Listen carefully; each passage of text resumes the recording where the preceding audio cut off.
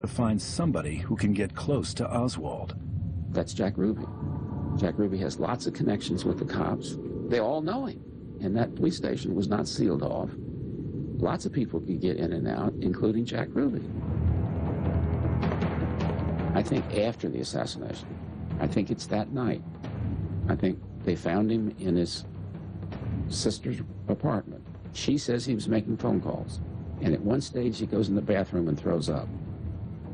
Over what? He can care less about Kennedy. He just got a phone call.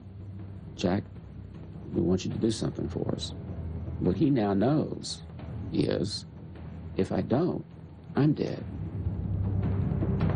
Less than 48 hours after JFK's assassination, Jack Ruby, from point-blank range, shoots Lee Harvey Oswald dead.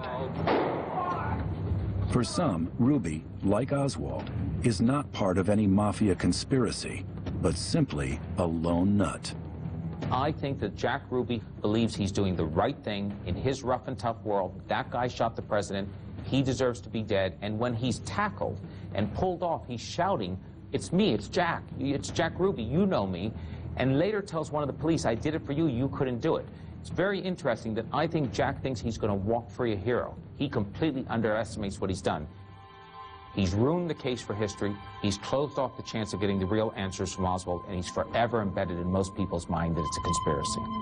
In 1964, during a prison interview with Warren Commission investigators, Ruby pleads with them to take him back to Washington, D.C., where he can safely tell them the real story.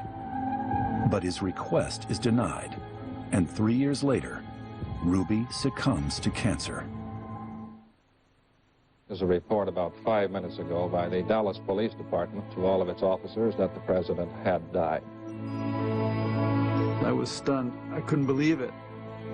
We went home and watched television like everybody in America for 48 hours while this thing all played out. It's a heart-clutching thought to think of those two children in the White House. It was a nation in mourning. It was the end of innocence in this country, I think. While the nation reels in shock, in the Tampa hotel where the president had spoken just 4 days earlier, Godfather Santo Trafficante reportedly toasts JFK's death. Lamar Waldron believes that Trafficante, along with Johnny Roselli and Carlos Marcello, have pulled off the mob's most daring hit ever. Bobby Kennedy himself, as we now know, had looked into JFK's assassination privately, secretly, not as the Attorney General of the United States. And he had concluded Carlos Marcello was behind his brother's death. The mob bosses knew that if they could connect the killing of JFK somehow with this incredibly secret coup plan, that would prevent a full investigation of JFK's murder. They knew how secret and sensitive this was, and it was the only way the mafia could really force Bobby Kennedy himself to cover up so much information. He was doing it to prevent World War III. This was right after the Cuban Missile Crisis. You had Khrushchev saying, you mess with Castro, you mess with Cuba, and we will launch nuclear missiles at you. What still perplexes many are the reportedly numerous government cover-ups that followed the assassination. When Secret Service agent Abraham Bolden tries to tell the Warren Commission about the threats against JFK in Chicago, he is deemed a traitor and silenced by his own agency. When I put on that badge as a Secret Service agent, I said that I would give my life for President Kennedy. I meant that. I still feel an obligation to continue this until these real assassins are brought to justice.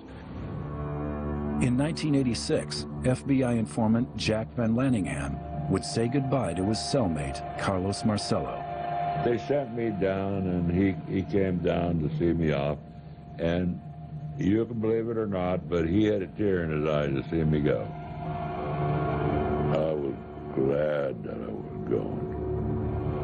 Van Lanningham maintains it took 3 more years for the FBI to administer a polygraph in which he verified hearing Marcello confess to JFK's murder. There's still hundreds of hours of audio tape secretly recorded by the FBI of Marcello that have never been released to this day, and some of those tapes do involve people like Jack Ruby. Do I think that the informant actually heard Carlos say that? I think maybe he did. Do I know that for sure? I do not. Jack Van Lanningham feels the FBI should have done more. Here's the guy that admitted killing our president. Just think of all the hours and the days and the months of tape that they have. I know damn well he could be charged for what was on those tapes. Shortly after being released from prison in 1993, Carlos Marcello dies of natural causes. For some researchers, there is no conspiracy behind JFK's death, just a simple, painful truth. You take this young, charismatic president with so much potential for the future. On the other side, you put a 24-year-old sociopathic loser like Oswald with a $12 rifle. It doesn't balance. You got to put something heavier on the Oswald side to make it seem as though that death wasn't in vain, that things aren't so random. And a conspiracy does that very nicely. But Waldron and other researchers believe that definitive proof of this conspiracy may someday emerge. I think there's still a lot to be learned from all the files that haven't been released. The CIA has 1 million records alone they have not yet released. I think the mob killed Kennedy and got away with it. And if that's true, think about what it means. The mob killed our president, and they got away with it.